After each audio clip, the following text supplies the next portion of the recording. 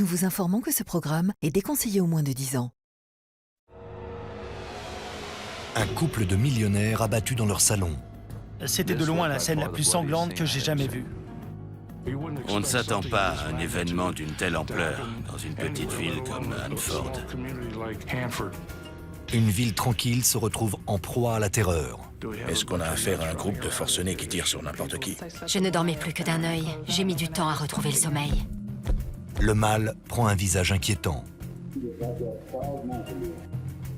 Je n'ai trouvé chez eux aucun remords pour ce qu'ils avaient fait.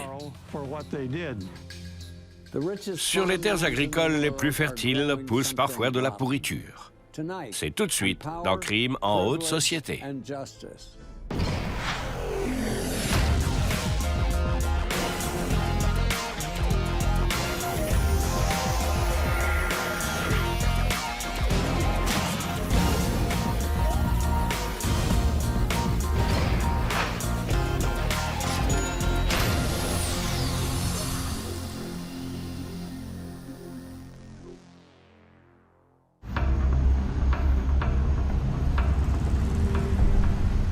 Nous sommes dans la vallée de San Joaquin, en Californie, 5 jours avant Noël.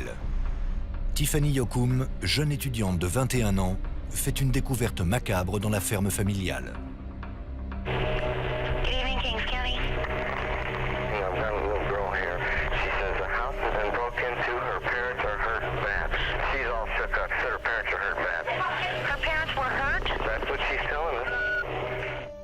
La police se précipite chez les Yoakum dans la communauté agricole de Hanford. C'est une région rurale, au milieu de nulle part. Les voisins les plus proches se trouvent à 1 ou 2 kilomètres. On est vraiment en plein champ. À l'intérieur, le spectacle est abominable. Il y avait une femme assise dans un fauteuil. Sa tête avait presque complètement explosé. Son mari était allongé par terre sur le dos, la tête baignant dans une mare de sang. Les victimes sont Ray Yoakum, 58 ans, et son épouse Gail. Un couple riche et connu dans la région. À l'armée, j'ai travaillé dans le service médical, donc j'ai vu beaucoup de sang. Mais là, c'était de loin la scène la plus sanglante que j'ai jamais vue. Il semble que Gail ait été abattue la première. Elle était assise à lire le journal sans se douter de rien. Elle était en robe de chambre. Elle n'a rien vu arriver. Le coup a été tiré depuis la cuisine. La balle a traversé une lampe et l'a touché à la tête. Les enquêteurs pensent que son mari, Ray, était assis à table lorsque le coup de feu l'a surpris. Il semblerait que lorsque le coup est parti, la détonation l'a fait sursauter et il a renversé la table. On a trouvé une tasse de café par terre. Ray a reçu une balle dans la tête, une dans la poitrine et plusieurs dans le bras. Il était clair que l'assassin n'aimait pas du tout les Yoakum. On imagine aisément un massacre pareil se produire dans les rues chaudes de Los Angeles, mais pas au milieu des champs dans ce coin de la Californie. Les rêves de paix bucolique sont bien loin.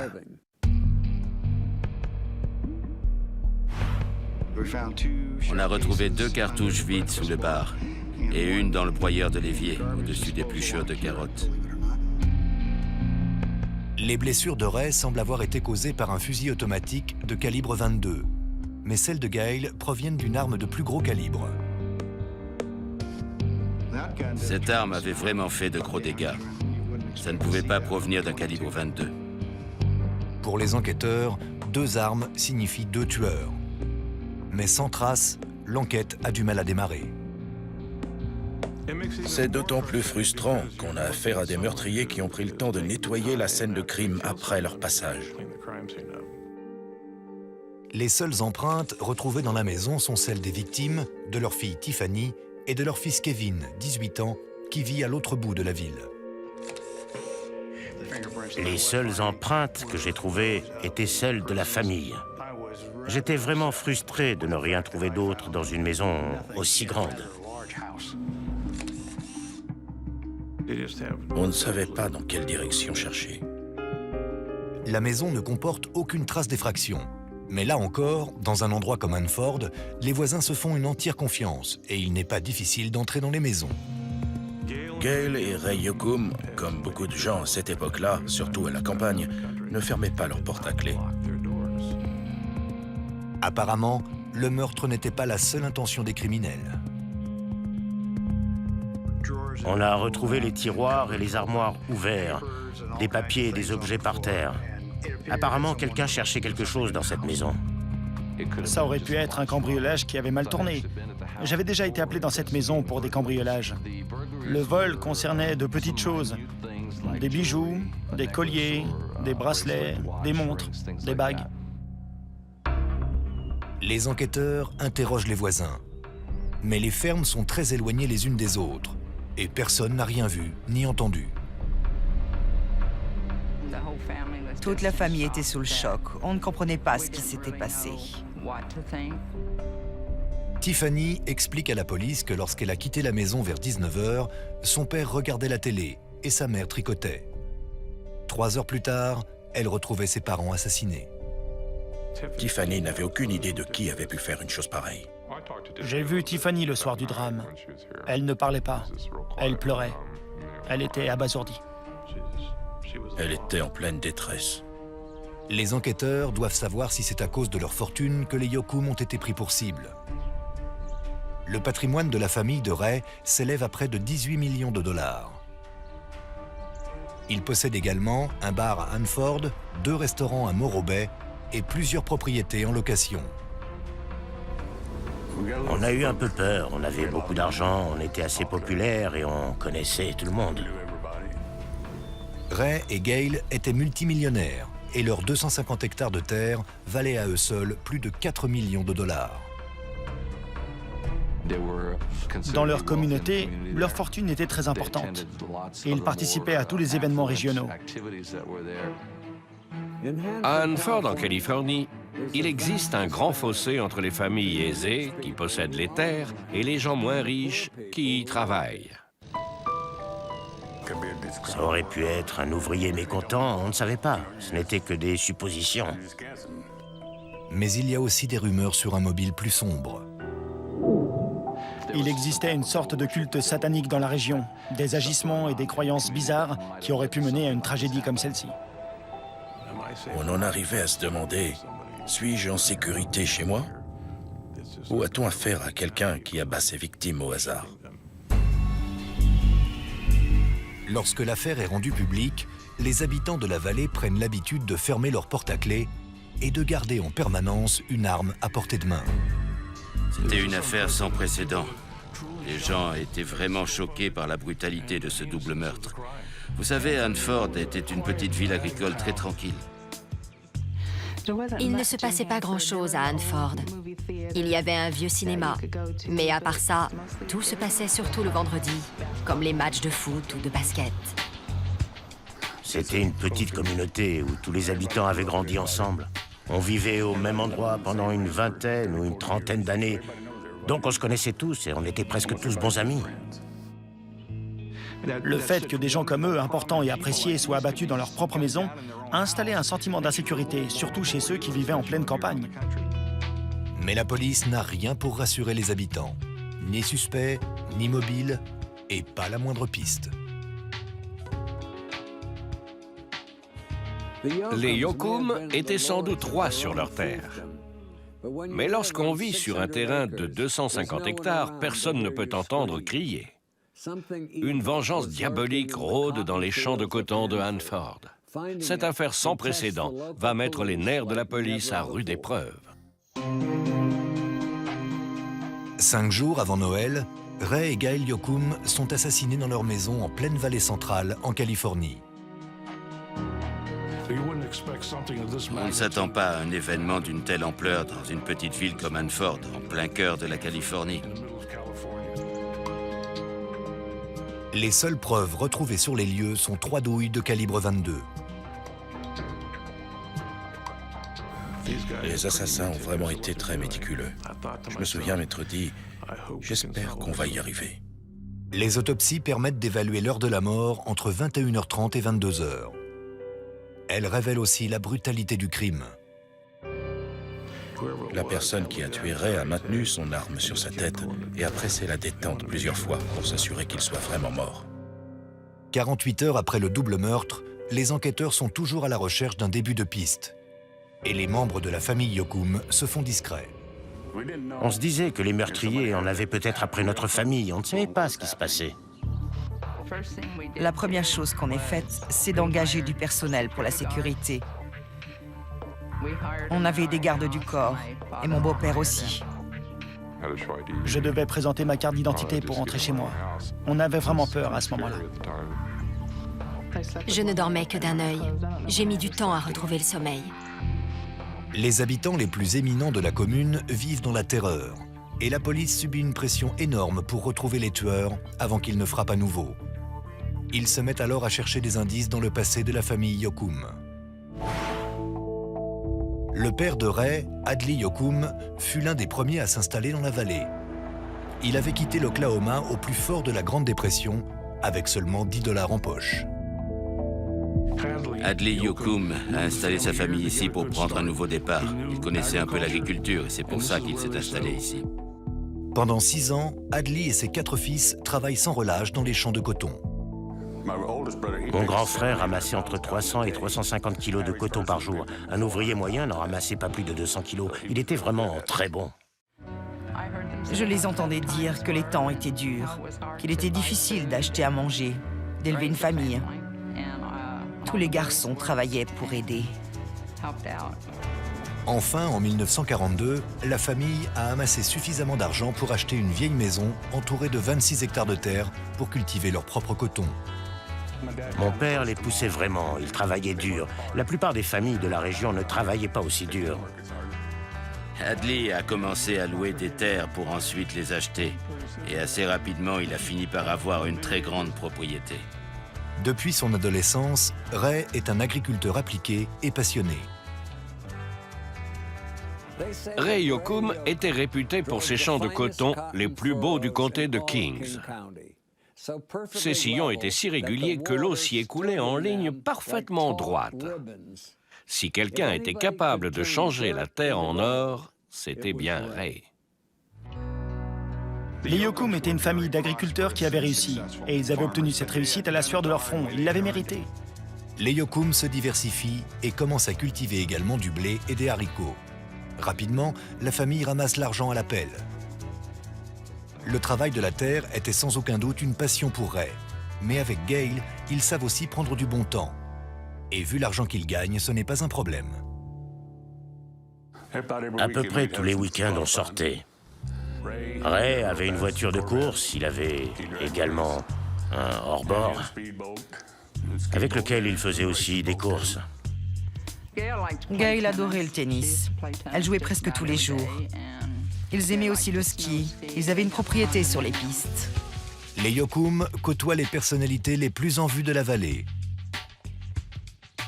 Ils assistent aux cocktails les plus huppés, partent en vacances dans les îles grecques, mais ils ne renient jamais leurs humbles origines.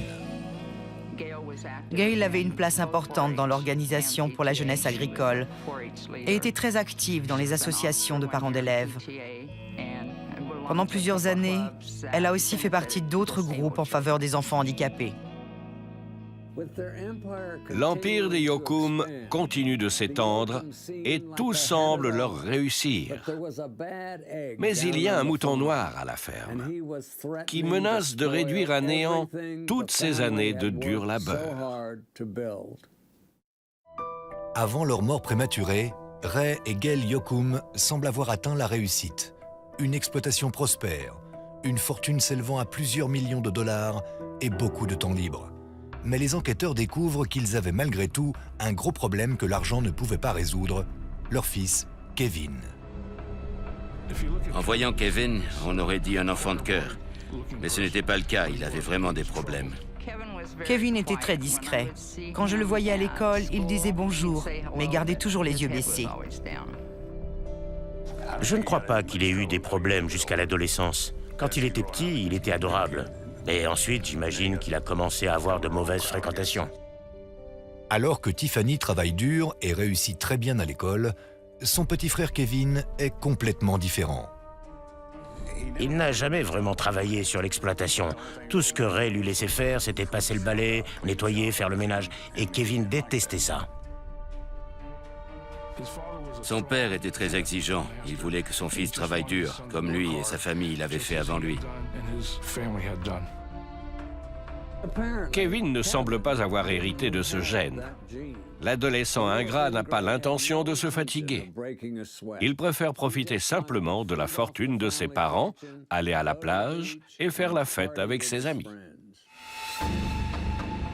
Les Yocum font tout pour motiver leur fils. Ils lui font suivre une thérapie familiale, utilisent la manière forte et essaient même de l'acheter. Ses parents lui ont acheté une superbe voiture, toute neuve. Pour un gamin à cette époque-là, c'était une voiture de grand luxe. Son père lui a dit qu'il n'aurait qu'à la payer en travaillant sur l'exploitation.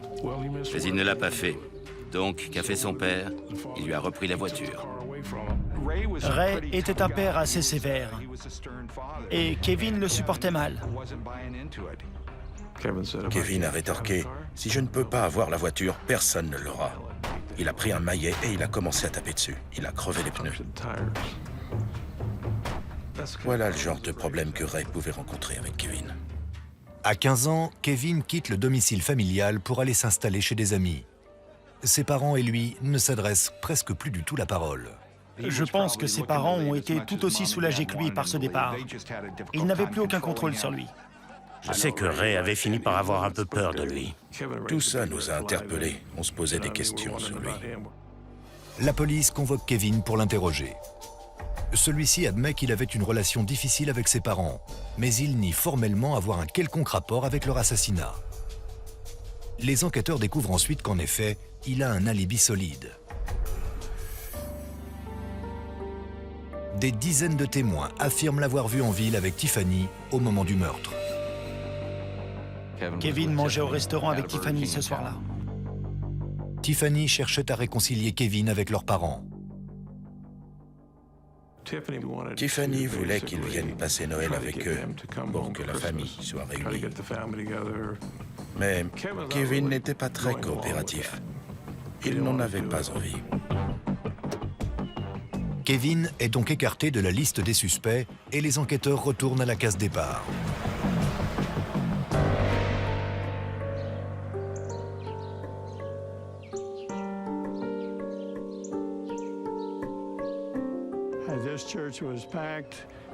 L'église était pleine. Il y avait des voitures garées partout, à 500 mètres à la ronde. Tout le monde connaissait les Yocum et leur intégrité. Ils aimaient Ray et Gail. Ils sont venus leur rendre hommage ce jour-là. Mon grand-père était anéanti. C'est très dur d'enterrer son fils, son enfant. Il ne s'en est jamais remis. La police met en place un standard téléphonique dédié aux appels de personnes susceptibles de leur apporter des éléments nouveaux. Aussitôt, les appels affluent. C'est un travail énorme, mais il faut s'atteler à la tâche et se concentrer. Et c'est ce qu'on a fait.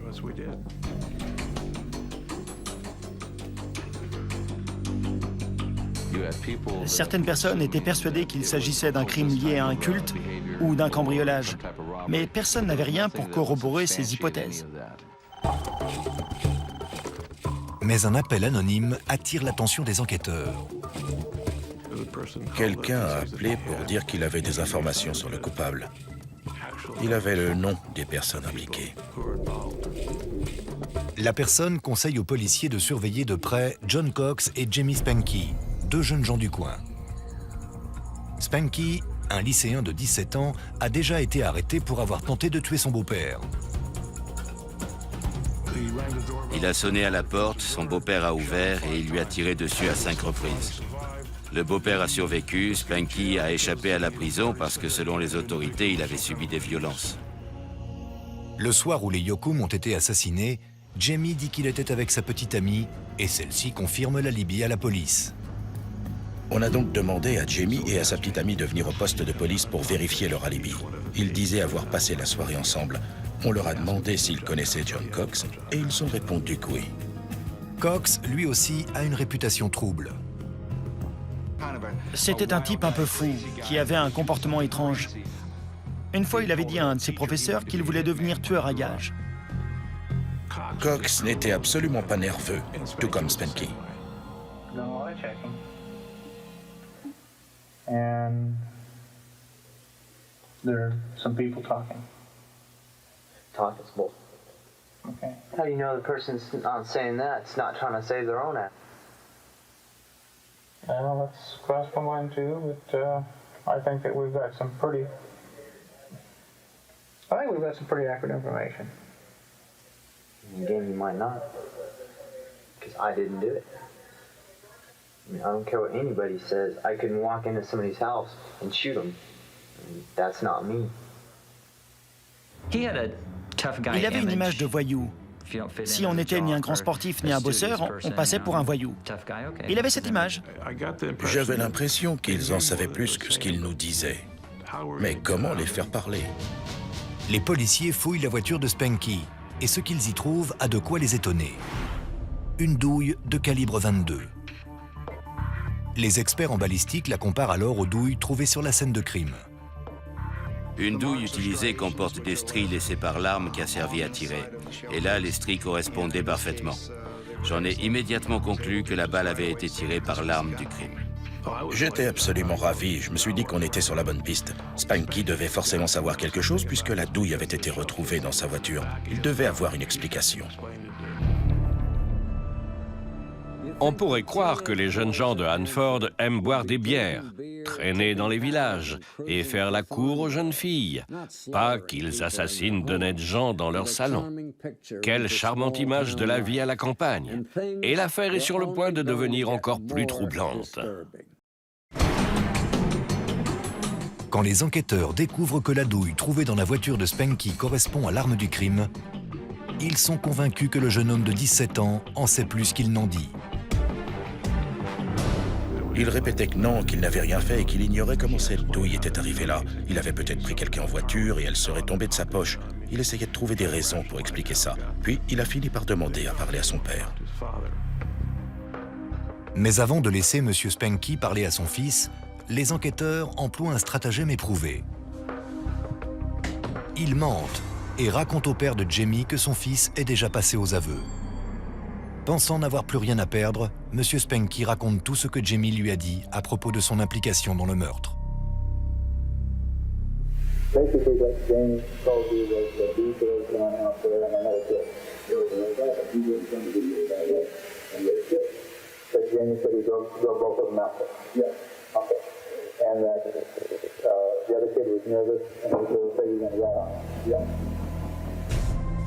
En ce qui concerne le mobile, le père de Spanky explique que Jamie écoutait du heavy metal depuis peu et il pense que le double meurtre devait faire partie d'un rituel satanique.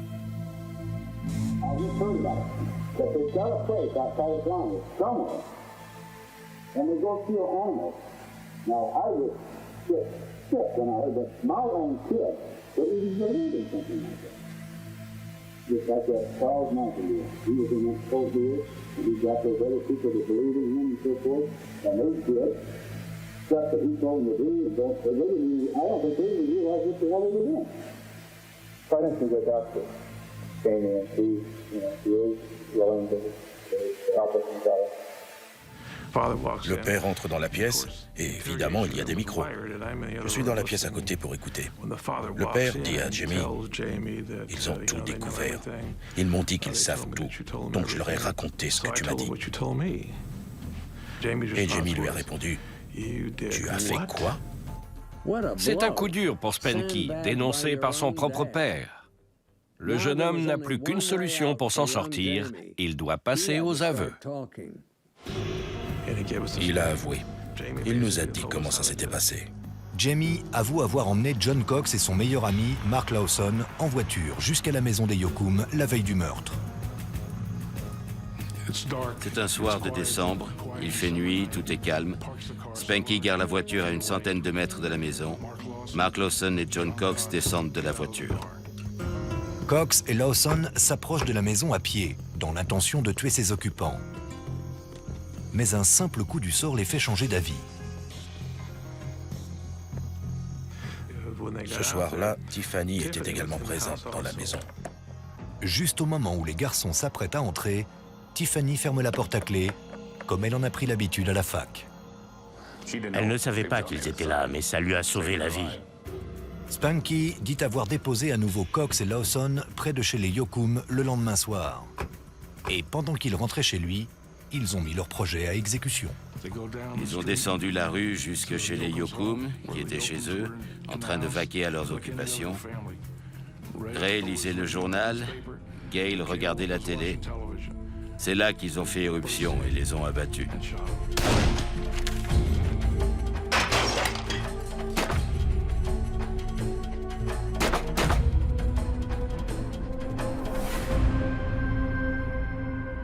Les deux jeunes fouillent ensuite la maison pour faire croire à un cambriolage, puis tentent de s'enfuir avec la voiture des Yoakum.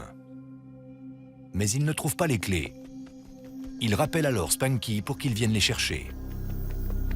Mark était surexcité. Avec l'adrénaline, il répétait « On l'a fait, on a réussi, on les a tués tous les deux. » La cervelle de Madame Yoakum a éclaté partout dans le salon. Jamie ne les croit pas, et Lawson lui montre ses gants. Il y avait du sang sur ses doigts. Jamie leur demande pourquoi ils l'ont rappelé, et ils lui répondent qu'il est aussi dans le coup. Jamie les conduit chez John, et là, il se débarrasse des armes et de toutes les preuves. Spanky raconte qu'avec Cox et Lawson, ils sont ensuite allés jeter les armes dans un canal asséché à 25 km de là. Il restait de la boue au fond du canal. Ils ont enterré les canons des fusils dans la boue, ont essuyé leurs empreintes sur les crosses avec une serviette et ont tout jeté dans un buisson. Les policiers se rendent sur les lieux et trouvent 3 fusils vides, exactement à l'endroit désigné par Spanky. Les armes sont immédiatement examinées. On voulait vérifier les stries par rapport aux douilles retrouvées. On a examiné les canons au microscope et les marques correspondaient parfaitement. L'identification a été très facile. La version de Spanky se confirme. Mais il manque toujours une pièce du puzzle, le mobile du crime. Qu'est-ce qui peut pousser 2 adolescents à entrer dans une maison et massacrer un couple tranquille? Ont-ils été poussés par Satan? Ou se passait-il quelque chose d'encore plus sinistre? Jamie Spanky a raconté à la police tout ce qui s'est passé le soir du double meurtre chez les Yoakum. Les enquêteurs cherchent maintenant à comprendre pourquoi. Spanky comprend qu'il est coincé et accepte de tout révéler. Son père lui a dit qu'il devait tout avouer et qu'il pourrait sans doute trouver un accord pour s'en tirer au mieux. Le procureur était là et Spanky nous a tout expliqué. Spanky fait alors un aveu terrifiant. Les tueurs n'étaient pas satanistes. Ils avaient été payés pour commettre ce meurtre. Payés par le fils des Yoakum lui-même, Kevin. J'avais vraiment l'intuition que c'était la vérité. Et en effet, les enquêteurs découvrent que Spanky et Yoakum sont bien en contact, et depuis longtemps. Jamie et Kevin se sont rencontrés à force de se croiser en ville. Et ils ont commencé à traîner ensemble. Jamie, Spanky et Kevin étaient amis. Je suis même presque sûr que Kevin était allé vivre chez Jamie à un moment. Ils ont développé une certaine amitié. Ils fréquentent ensuite la même école pour adolescents difficiles. C'est là qu'ils rencontrent John Cox. Kevin faisait partie des enfants de riches exploitants. Spanky était plutôt de classe moyenne, et nous, on était plutôt pauvres. Il y avait de tout. Mais d'après Spanky, le fait d'être le fils de riches exploitants n'est pas suffisant pour Kevin Yoakum. Depuis des années, il est obsédé par l'idée de vivre sans son père et sa mère. Kevin parlait beaucoup de sa haine envers ses parents. Il souhaitait leur mort. Il voulait récupérer leur fortune. Il voulait profiter de la vie à la ferme, de la vie facile, faire la fête et s'amuser. Kevin avait tout à gagner.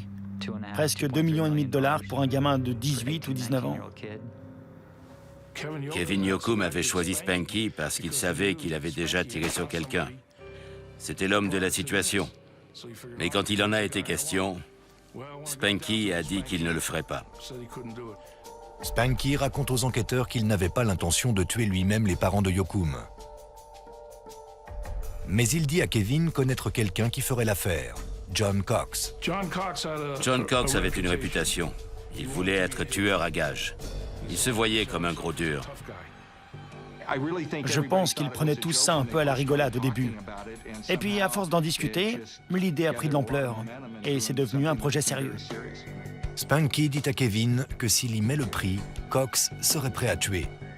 Kevin a proposé à John $10 000 pour aller tuer ses parents. Et John a accepté. Les deux jeunes gens engagent le meilleur ami de Cox, Mark Lawson, également pour $10 000. Spanky recevra $7 000 pour les conduire sur les lieux. C'était une somme d'argent énorme pour John, Mark et Spanky. Spanky, Cox et Kevin pourraient vivre ensemble à la ferme, sans parents ni personne pour les surveiller. Pendant plusieurs semaines, les 4 adolescents envisagent différentes méthodes pour le meurtre des Yokum, avant de décider de faire irruption chez eux. Kevin dessine même un plan de la maison pour le montrer à ses complices. Mais 3 jours après le meurtre, leur conspiration est révélée. La police a débarqué chez nous. Ils ont traîné John hors de sa chambre et l'ont plaqué au sol dans le salon, puis ils l'ont emmené. La police arrête Cox et Lawson, mais tous deux nient les faits et désignent leur accusateur, Jamie Spanky. Il faut toujours un bouc émissaire. Comme Spanky avait des antécédents de tentative d'homicide, il a été le premier à parler, c'est logique. Quand on se sent menacé, on attire l'attention ailleurs. Les enquêteurs obtiennent également un mandat d'arrêt contre Kevin Yokum. Il était furieux. Il nous assurait qu'on s'attaquait à un innocent. Quand j'ai su que Kevin avait été arrêté, j'ai été stupéfaite. Je n'y croyais pas. Et j'espérais de tout cœur que c'était une erreur. Les enquêteurs essaient d'interroger Kevin, mais celui-ci exige un avocat et refuse de répondre à la moindre question. Il refusait de nous parler. On lui a énoncé ses droits et il a dit « Je ne dirai rien ». Seul un monstre ferait ainsi tuer ses parents. Mais lorsque ce monstre se cache dans le corps d'un beau jeune homme riche, la justice a de quoi douter. Les journalistes affluent des 4 coins de la Californie et très rapidement, la petite communauté de Hanford ne peut plus garder cette histoire secrète. C'est devenu la folie. À un moment, un quotidien de Fresno a envoyé 5 journalistes qui posaient des questions à n'importe qui. Nous avons toujours été une famille plutôt discrète. Et là, soudain, nous étions jetés sous les feux des projecteurs. Adley Yokum, âgé de 82 ans, annonce que sa famille soutient Kevin à 100%. Tiffany, elle, est outrée et reste fermement du côté de son frère. Sa première réaction a été le choc. Elle nous assurait qu'il était innocent, qu'il n'avait rien à voir là-dedans. Elle était furieuse. Kevin avait l'air d'un garçon très bien. Il savait être aimable et sociable en général. Beaucoup de gens ne pouvaient pas l'imaginer faire une chose pareille. De tout ce qu'on avait vu, ou surtout entendu, il devait avoir une bonne raison pour l'arrêter.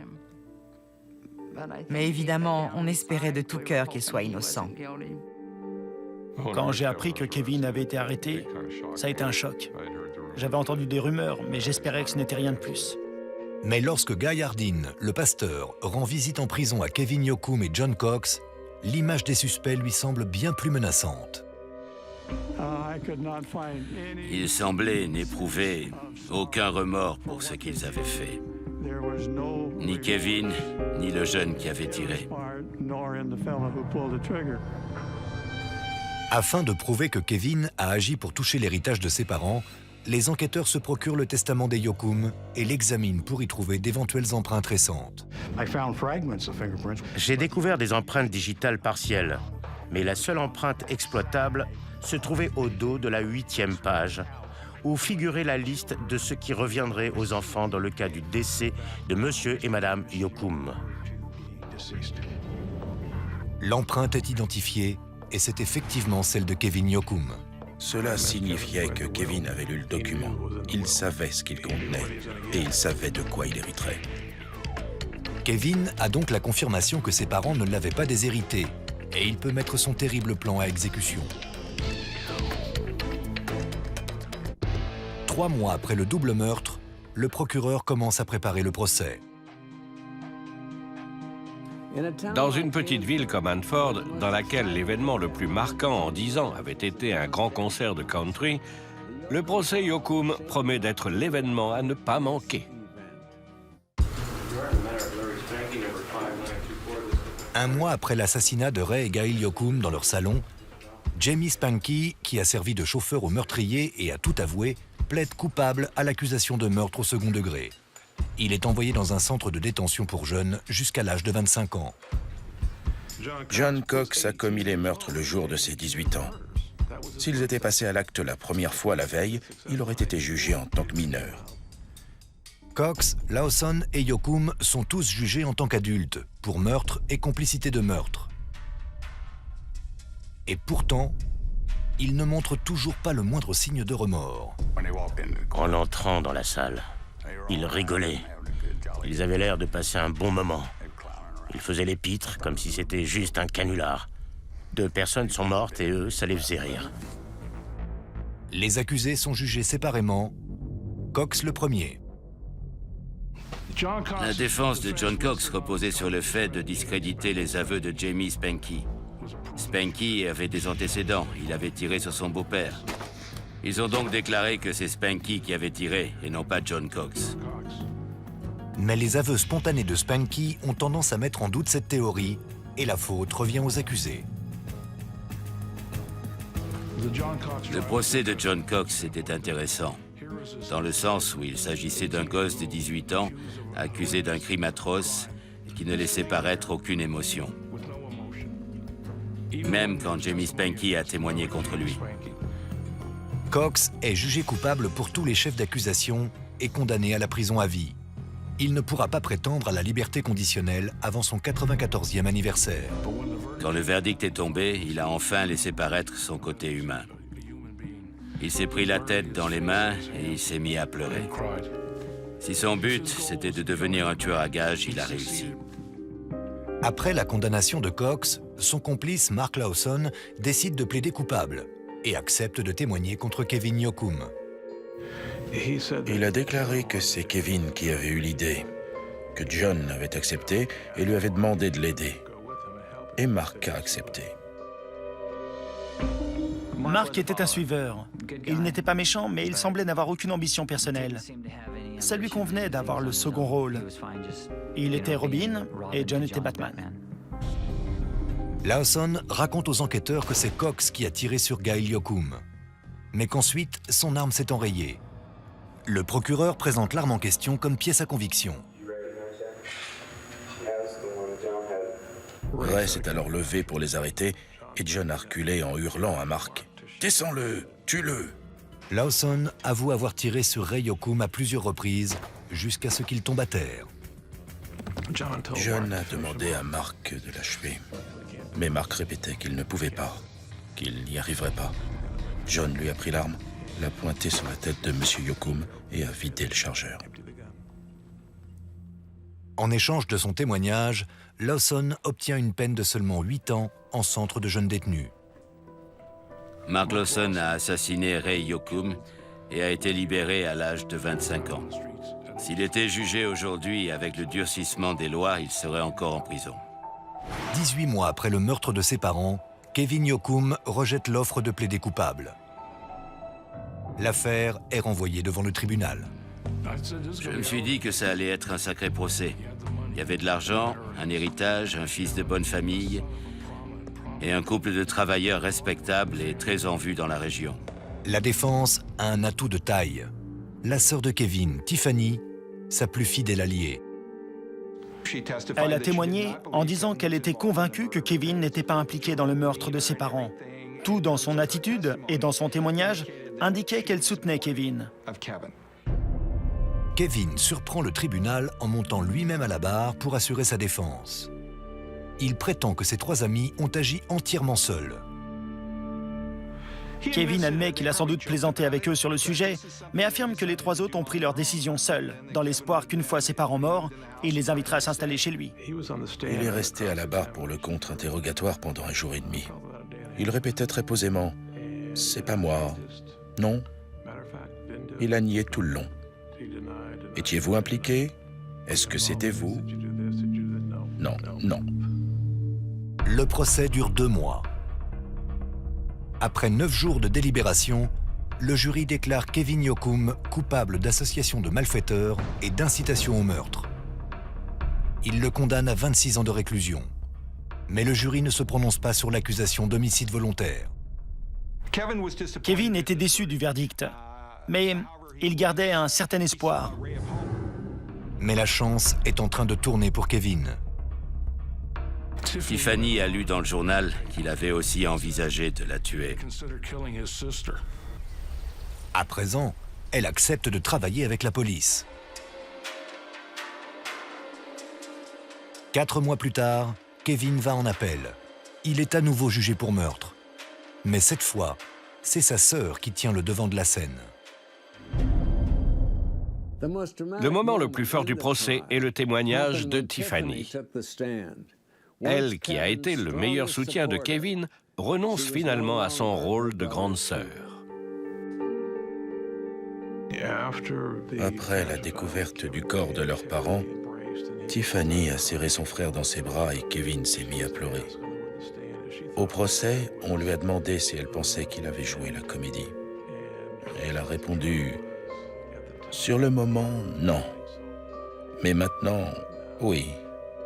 Je crois qu'il jouait la comédie. » La révélation de Tiffany change tout. Cette fois, le jury déclare Kevin coupable d'homicide volontaire avec préméditation. Kevin était anéanti quand le verdict est tombé. Il était convaincu qu'il arriverait à faire tomber l'accusation. Il n'en revenait pas que le jury voit l'affaire sous un autre angle que lui. Kevin Yoakum est condamné à la réclusion à perpétuité, sans possibilité de liberté conditionnelle. Il voulait l'argent sans avoir à obéir à ses parents. Il voulait juste récupérer l'argent et mener la belle vie. Il n'avait plus envie de les avoir sur le dos. Si tout cela n'était pas arrivé, Ray l'aurait sans doute pris comme associé. Kevin était un peu trop pressé d'avoir l'argent, j'imagine. La ferme des Yoakum était vraiment immense. De grands espaces, des champs à perte de vue. Il était libre de ses mouvements. Tout ce qu'il avait à faire, c'était de bien se tenir. Maintenant, il vit dans une cellule minuscule.